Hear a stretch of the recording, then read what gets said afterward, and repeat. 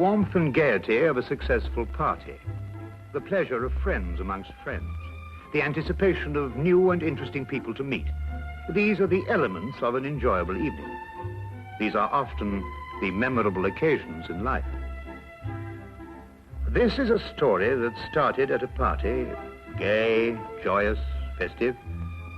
This is a story of a party that ended with fear and horror. It was a cry for help Sherlock Holmes will never forget. It was a lovely party. Wonderful party, Janet. Good night, Russell. No one deserves happiness more than you and Russell. Thank you, John. Good night. Wish that John were just one half as attentive as Russell. If you ever want to get rid of him, send him to me. Good night, Louisa. Good night. Good night. Oh, I love them all. But is it unkind of me to say that I'm glad we're finally alone? Not unkind at all.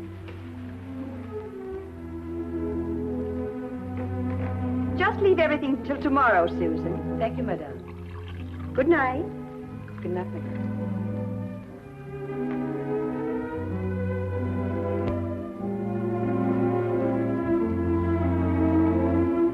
You've made me very happy this evening, darling. I really am the luckiest woman in the whole world. Our first anniversary. I wanted you to be happy this year. It couldn't be any other way with you. It might have been. Impossible.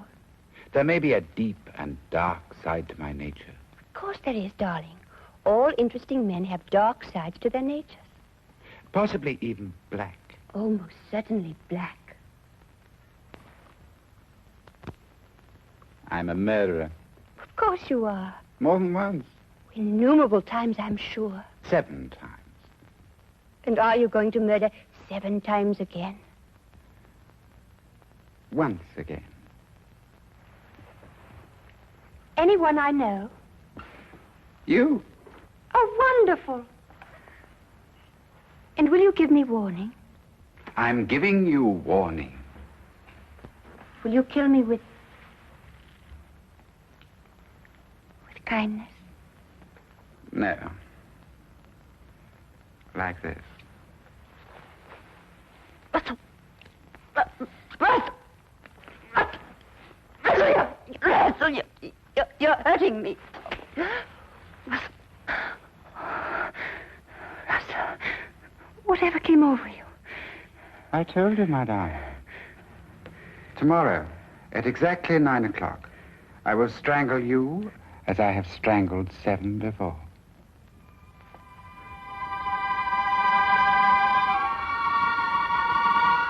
You're serious? About the art of murder, I am always serious. I've used it as it suited my convenience. Death is my only true friend. Russell, don't talk like that. You don't believe me now, my dear. But you'll think about it. You'll come to know and to fear. Then you'll fly to the police and tell them what has happened. They may believe you, they may not. And tomorrow, at exactly 9 o'clock, I will kill you.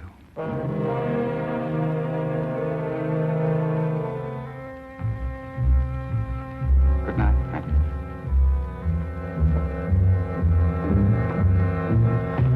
Oh, yes. Happy anniversary, my dear.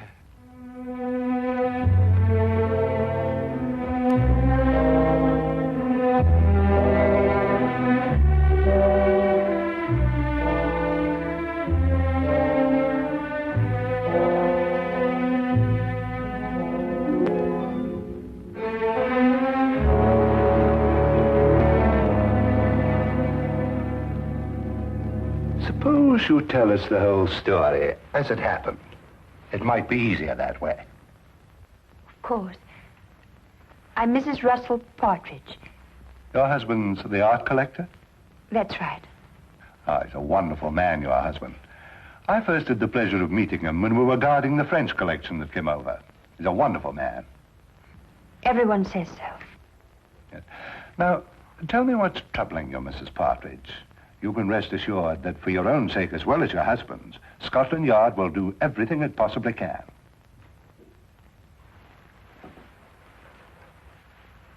It was nothing. Nothing? I was mistaken. I can see it now. Probably the result of too much party last night and an overactive imagination. Well, perhaps you care to tell me about it anyway. It may help to dispel any doubts you have. It isn't necessary, really. I'm sorry to have taken so much of your time, Inspector. I'm sure you're a very busy man. Mrs. Partridge, I'm very pleased to hear you feel this way now.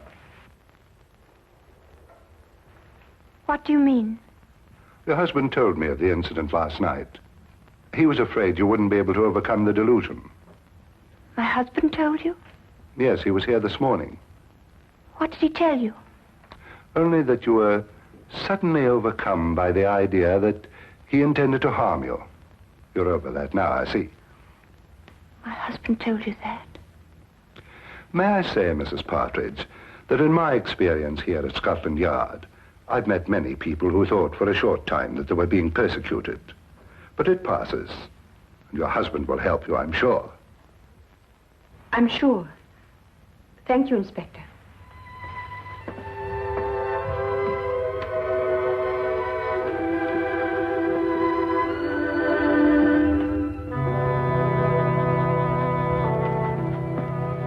Well, what do you make of that, sir? Follow, Wilkins. Very good, sir.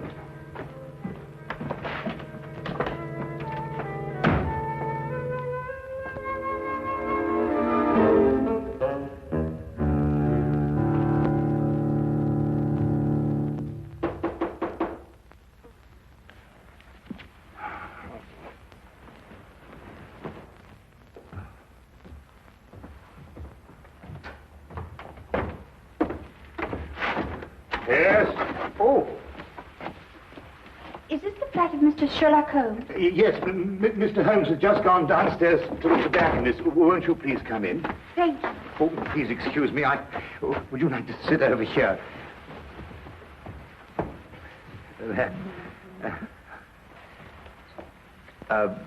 Would you care for anything? I have some fresh tea made. No, thank you. You say Mr. Holmes will be right back. Oh, yes. Oh, forgive me. I'm Dr. Watson. How do you do? I'm Mrs. Russell Partridge. Oh, your husband's the art collector. Yes, Oh, I met him not long ago. Wonderful man. thank you. Of course, I'm not much an authority on art myself. I just like what I like, you know. But I understand he's one of our leading judges. Yes, that's true. Wonderful man. Interesting, too. Yes. I think perhaps I'd better leave. I was wrong to think that... What a beautiful day, Watson. Perfectly exquisite. We really must make an effort to get out and about more often and see the beauties that I beg your pardon, madam. I didn't realize we had a guest. May I present Mr. Holmes? This is Mrs. Russell Partridge. Do forgive the exuberance of my entrance, madam. I'm delighted to meet you. Won't you sit down? I think that I realize the situation is a delicate one. How do you know? Because you didn't wish it to be known that you'd come here. So you left your carriage at the corner of the street and walked. You saw me? No, as a matter of fact, I didn't. But I observed that the hem of your skirt has picked up a certain amount of dust from the street. And though you undoubtedly came by carriage, because your shoes, which are extremely fashionable ones, were not meant for comfortable walking. Mr. Holmes, I need your help. In what way, Mrs. Partridge? I believe my husband is going to kill me. Russell Partridge? Why do you believe this, Mrs. Partridge? He told me he would. Last night. Why, that's impossible. I had the same reaction at first, Dr. Watson. It couldn't be true. Not by Russell. As everyone tells me, he's such a wonderful man. And when did he say he was going to do this? Tonight, at 9. And then he said something impossible, Mr. Holmes.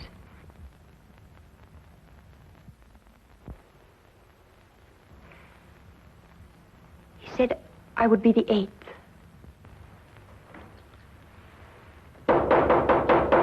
Excuse me.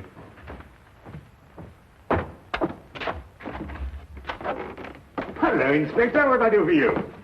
Hello, Dr. Watson. I want to speak to Mrs. Partridge. How do you know she's here?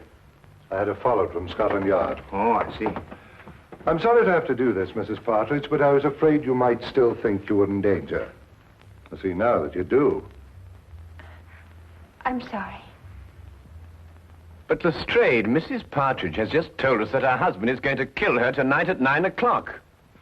Mr. Partridge came to the yard this morning to tell me that his wife was going to call on me. How did he know? He said you told him you were going to call.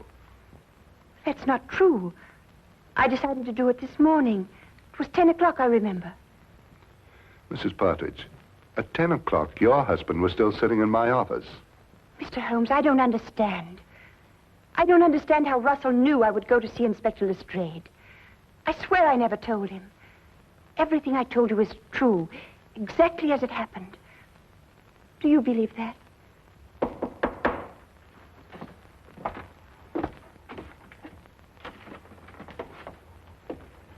Excuse me. My name is Partridge. I believe my wife is here. Yes, indeed she is. Will you come in? Russell. I'm sorry I'm late, my dear. I was detained at the gallery. Are you ready to leave? How did you know I was here? How did I know you were here? Yes. How did you know? But you said you'd be here. You told me to meet you here. Have you forgotten?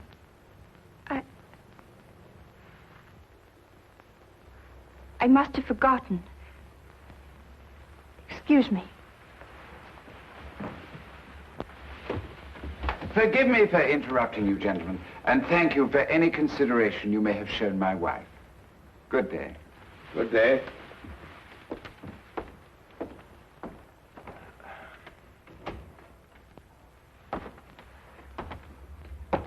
Well, I'd say that young woman was heading for a complete nervous breakdown. I've seen these delusion cases before. A very interesting man, and a very distinctive one. When I went down to the tobacconist, I wondered why he was standing at the corner of the street, watching this flat so intently. And now I think I know why. Yes, indeed, a very, very interesting man.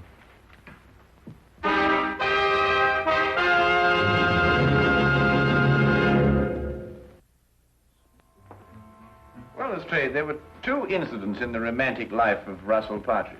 In the first case, his fiancée ran off with another man and was never seen again.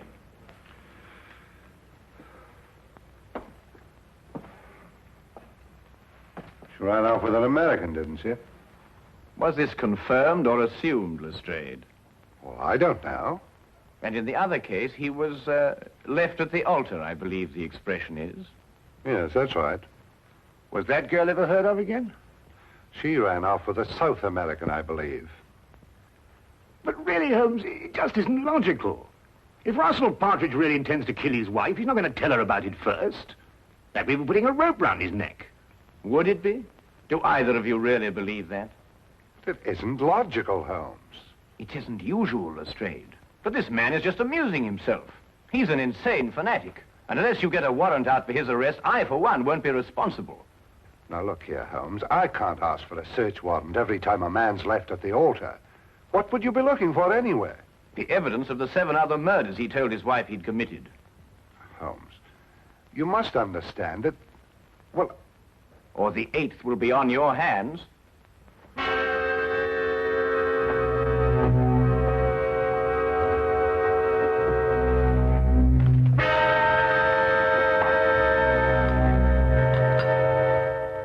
Going completely against his own judgment, Lestrade had the search warrant issued, and Scotland Yard entered the Partridge house and searched with the thoroughness and efficiency that only that organization was capable of. From basement to attic, no wall, no object was left without meticulous examination. Holmes directed the entire investigation. I have never seen him so intense, so insistent, and at the end, so completely frustrated. If Partridge was the criminal Holmes believed, there was no question he had won.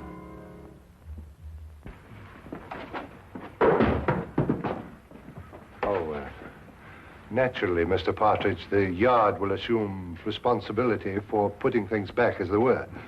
Thank you, Inspector. I do hope you'll forgive us bursting in like this. It's Mr. Holmes who...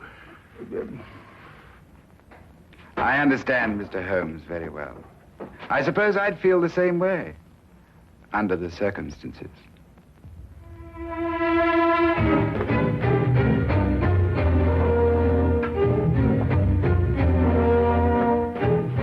What time is it, Watson?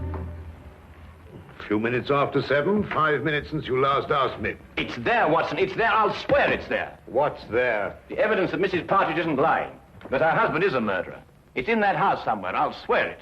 But you've searched all over the house, Holmes. You've measured every inch of it. I know, Watson, but it is there. I've overlooked something. But unless I can find out what it is, that girl is going to be murdered in 2 hours. He said 9 o'clock. Even if he intends to murder the girl, he doesn't have to do it on schedule. But he does. That's part of his disease. That man works like a clock. He tempts the police by having the victim report the murder in advance, and then he has to complete his game by murdering on the moment, the exact moment. Now where are you going? Out. That I can see, but where? For a walk. We believe we searched every inch of that house. Now I've got to find the one place that I missed.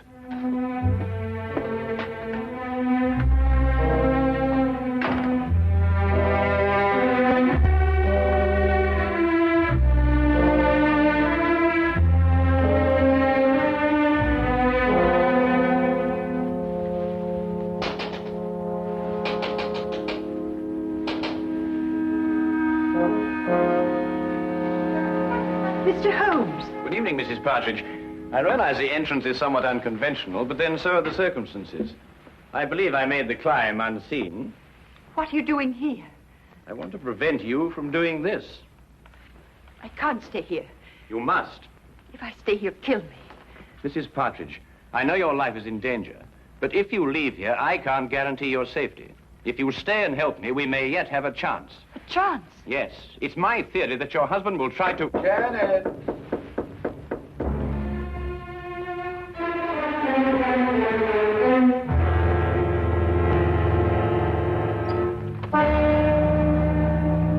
Hello, my dear.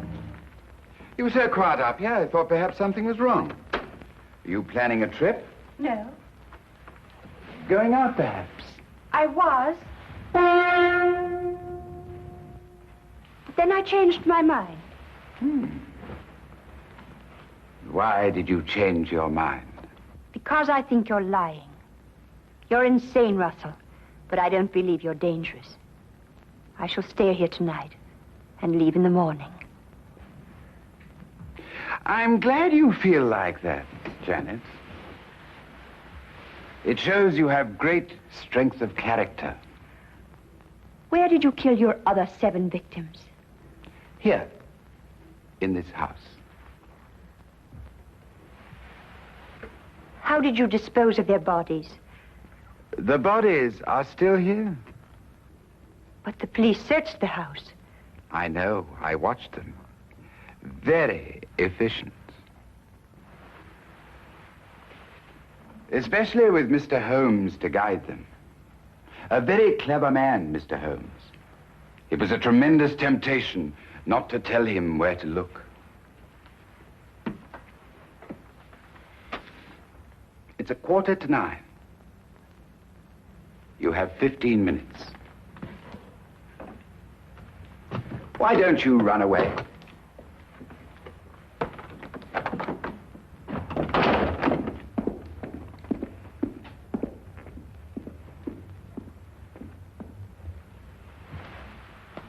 Very well done indeed, Mrs. Partridge. I must apologize for the oversight. What do we do now? Now we wait.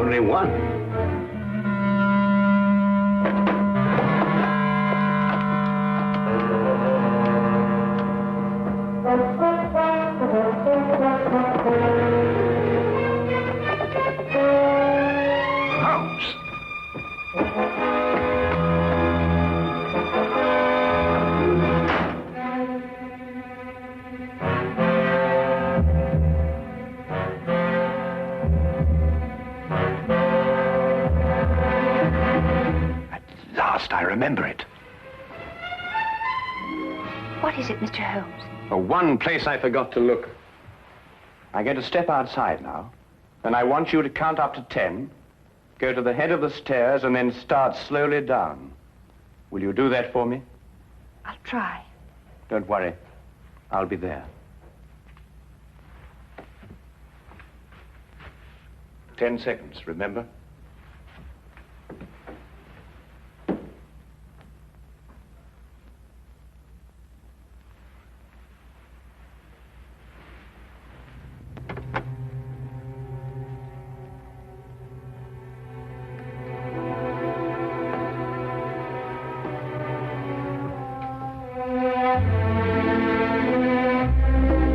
I admire your courage, Janet. Aren't you afraid? No. I don't believe you. I think you are afraid. No, I'm not. The others were afraid. Don't take that last step. How did you get in? The important thing is that I'm here, and that your wife is safe. And because of your premature revelation of yourself, so am I. I'm sure it is not against the law of England to walk up the stairs in one's own house. Besides, my wife is completely unharmed. And the other 7, Mr. Partridge? What other 7, Mr. Holmes? You searched this afternoon. The other 7 exist in my poor wife's sick imagination. Yes, and in mine, too. I know where they are now. Really?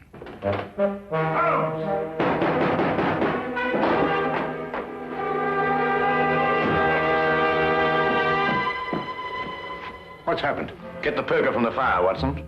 Poker? Yes, the poker.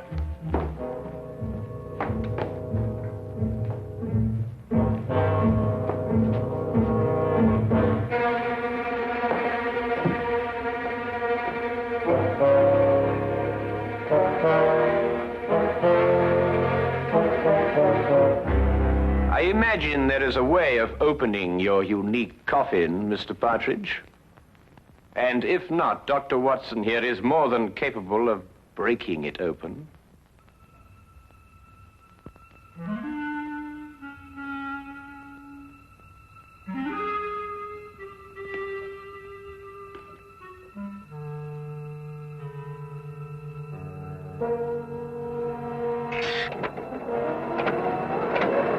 Oh, good Lord!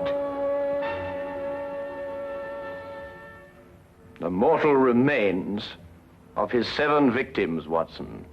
Each step a coffin, and each coffin a monument to the most insane killer I have ever met.